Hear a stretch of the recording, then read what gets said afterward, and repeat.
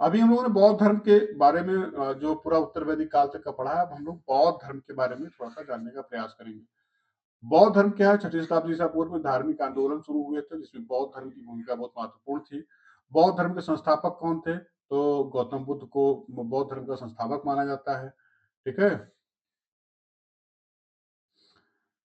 और इनका जन्म 563 यानी 563 ईसा पूर्व कहाँ पे हुआ था? कपिलवस्तु में हुआ था।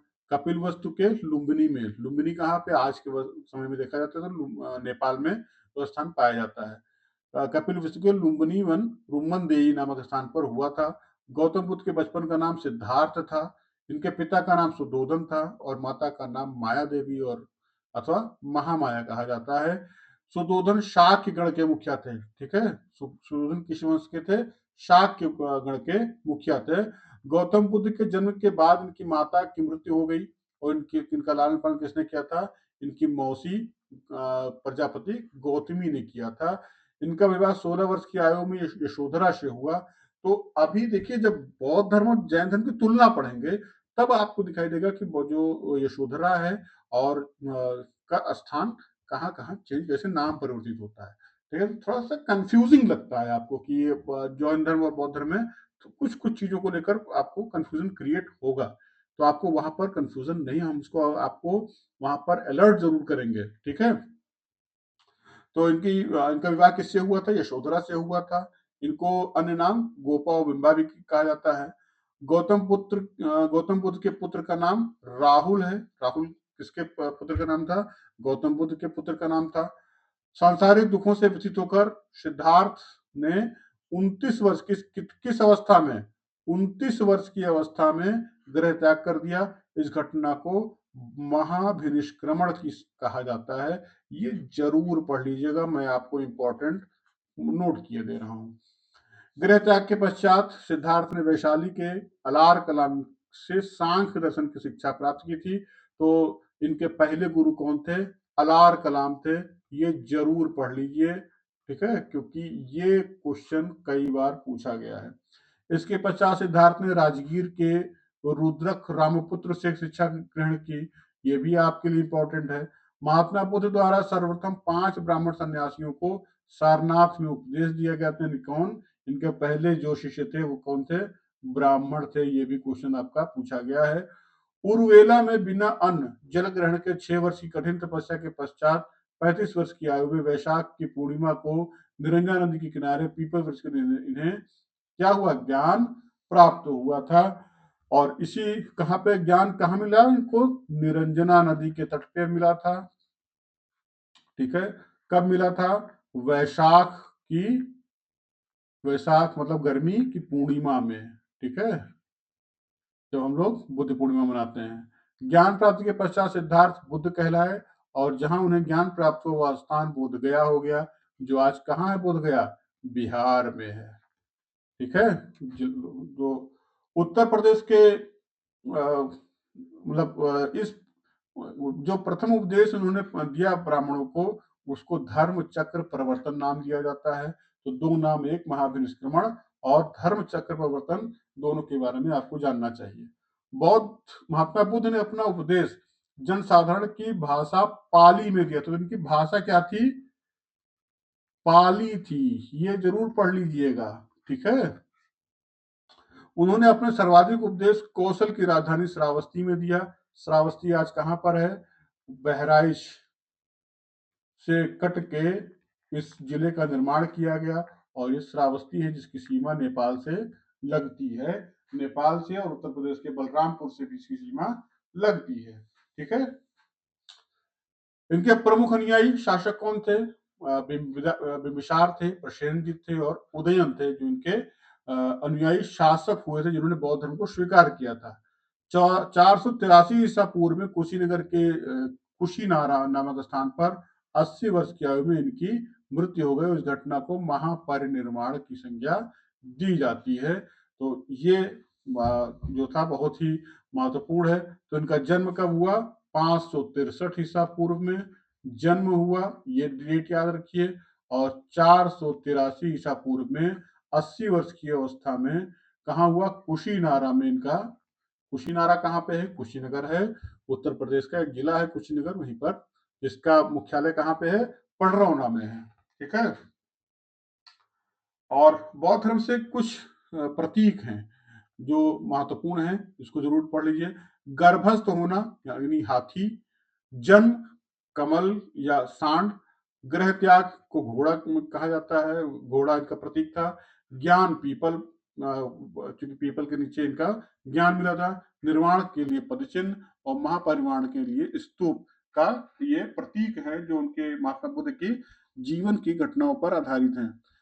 एक अनुश्रुति के अनुसार महात्मा मृत्यु के बाद बुद्ध के शरीर के अवशेषों को 8 भागों में बांटकर उन पर 8 स्तूपों का निर्माण कराया गया। बौद्ध धर्म के विषय में विस्तृत ज्ञान त्रिपिटक में मिलते हैं। तो का संबंध त्रिपिटक का संबंध किससे है? तो बौद्ध धर्म से है। ठीक है, ये जरूर पढ़ लीजिए। जिसमें कौन कौन से हैं? विनय पिटक, सुत्त पिटक और अभिधम्म पिटक। बौद्ध धर्म मूलतः अनात्मवादी यानी आत्मा को नहीं मानता है। भिक्षुक बौद्ध धर्म के लिए प्रचार के लिए संन्यास ग्रहण करने वाले को भिक्षुक कहते हैं। गृहस्थ जीवन व्यतीत करते हुए बौद्ध धर्म अपनाने वाले को उपासक कहते हैं और बौद्ध धर्म प्रवेश लेने वाले संस्कार को उपसंपदा कहा जाता है। ये बहुत ही महत्वपूर्ण है। बुद्ध धम्म और संघ को बौद्ध धर्म में त्रिरत्न कहा गया है। बुद्धम धम्म और संघ को। चतुर्थ बौद्ध संगीत के बाद बौद्ध धर्म में 2 भाग हीनयान और महायान विभाजित हो गया। तो सबसे महत्वपूर्ण कि चतुर्थ जो चौथी बौद्ध संगीति हुई, ठीक है, अभी इस पर हम लोग बात करेंगे। बौद्ध संगीति हुई यानी सम्मेलन हुआ, वो उसी में इसके 2 भाग हो गए, एक हो गया हीनयान, ठीक है, और एक हो गया महायान। ठीक है, ये महत्वपूर्ण है। इसका महत्व इसलिए है कि बुद्ध पूर्णिमा के ही दिन बुद्ध का जन्म, ज्ञान की प्राप्ति एवं महापरिनिर्वाण की प्राप्ति हुई थी, इसलिए ये महत्वपूर्ण हो गया बुद्ध पूर्णिमा। बुद्ध ने सांस्कृतिक दुखों के संबंध में 4 आर्य सत्यों का उल्लेख किया है। क्या है? दुख है, दुख समुदाय है और दुख निरोध है। दुख निरोध गामिनी प्रतिपदा है। इसको आप लोग पढ़ लीजिएगा। 4 क्रम कई बार क्वेश्चन के लिए दे देता है। क्वेश्चन यूपी पीसीएस का, क्योंकि यूपी का पेपर है तो आप लोग बौद्ध धर्म से ये मान के चलिए कि ये क्वेश्चन एक न एक क्वेश्चन इसमें से आने ही आने वाला है।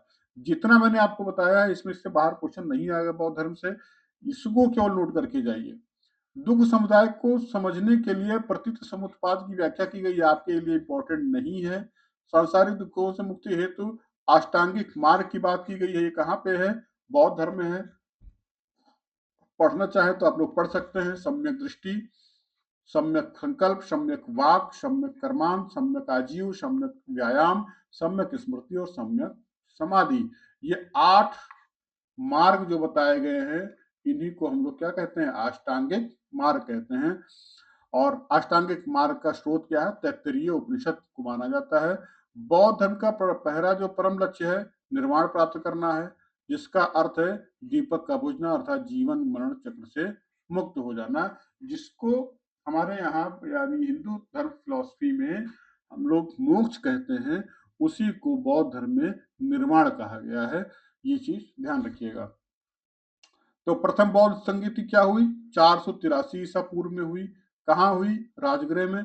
ये टॉपिक जरूर पढ़ लीजिए, ये इतना इंपॉर्टेंट है कि अभी तक आप पेपर जब उठाकर देखेंगे तो आपको लगेगा कि हाँ, ये क्वेश्चन तो हमको आना चाहिए था और ये क्वेश्चन आएगा आपके पेपर में। मैं ये नहीं कह सकता कि बिल्कुल आउट है, लेकिन ऐसा कई बार हुआ है कि ये पेपर क्वेश्चन पूछा गया है।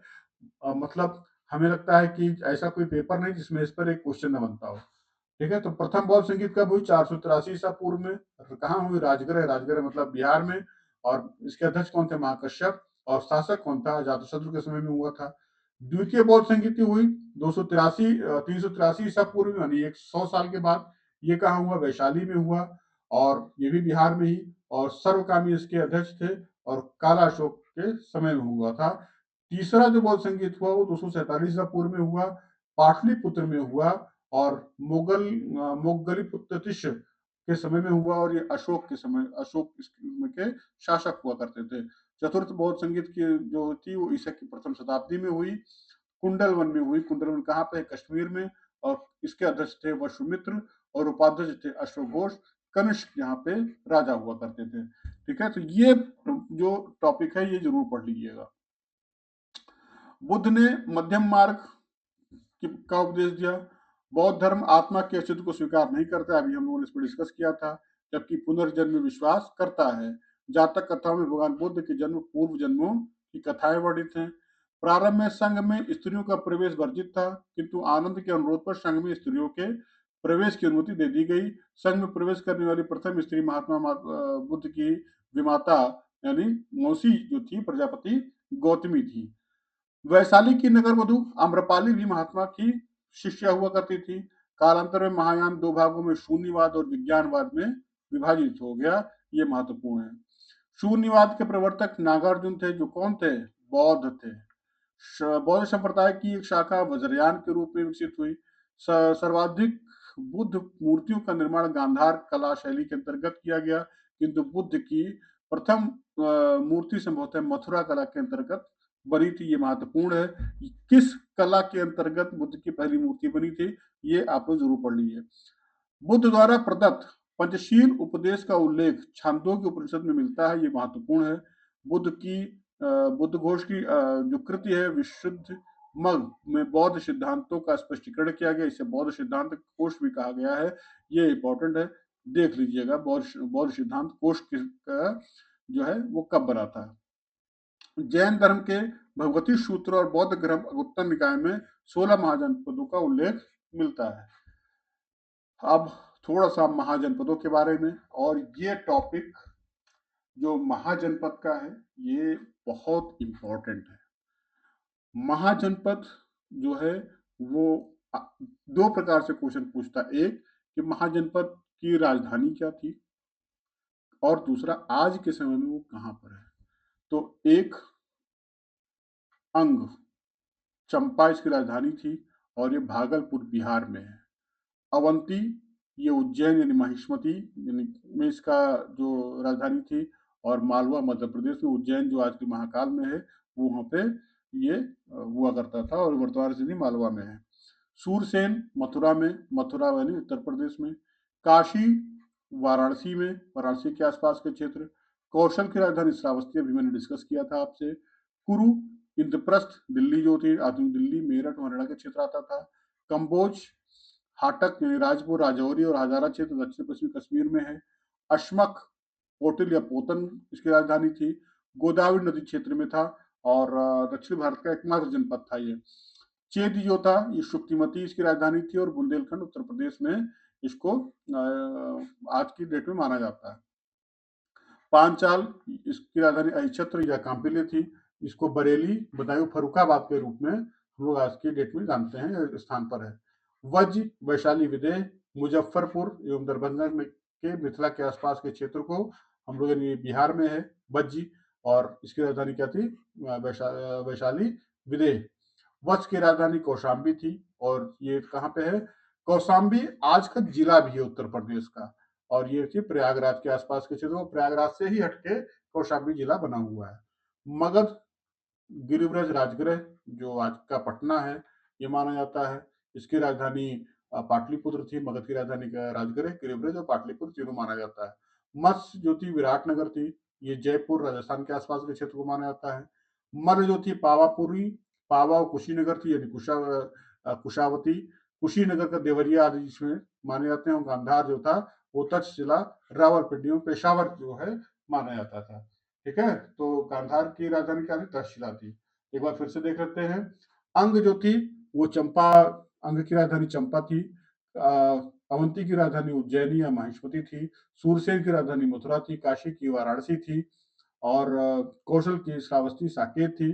कुरु इंद्रप्रस्थ था इसकी राजधानी। कंबोज हाटकपुर या राजपुर था। अश्मक पोटिन या पोतन था। चेदी को शुक्मती उसकी राजधानी थी।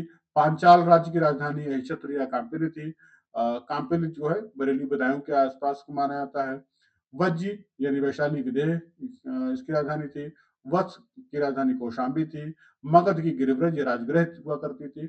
मत्स्य थी विराटनगर की। ठीक है। मत्स्य जो राज्य था इसकी राजधानी विराटनगर थी। मल्ल की पाव या कुशीनगर, जो पावापुरी जहाँ पर महात्मा बुद्ध का वहां पर निर्माण हुआ, उसको हम लोग मल्ल राज्य में हुआ था। और गांधार थी वो तक्षशिला उसकी राजधानी हुआ करता था। ठीक है। तो इसके आगे हम लोग जैन धर्म के बारे में पढ़ेंगे, और क्वेश्चन पे डिस्कस भी करना बहुत जरूरी है। हमने जितने क्वेश्चन इससे बन सकते थे आपको बताया, डिस्कस किए हैं। समय कम है तो उसके अकॉर्डिंग आप लोग पढ़िए, समय को ध्यान में रखते हुए पढ़िए। ठीक है। आगे बढ़ते हैं हम लोग। अब जो है वो